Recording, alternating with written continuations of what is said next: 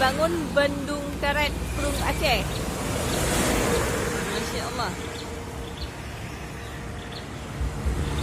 Tempatnya ini di Pagarair ya, Kecamatan Ingin Jaya, Kabupaten Aceh Besar.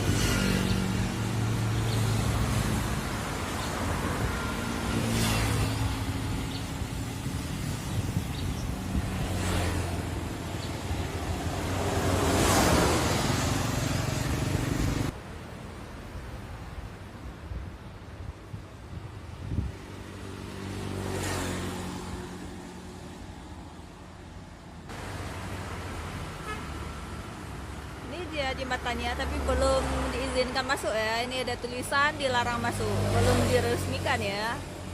Oke, sekian dulu liputan langsung oleh Nur Zaitun pada 28 Januari 2025.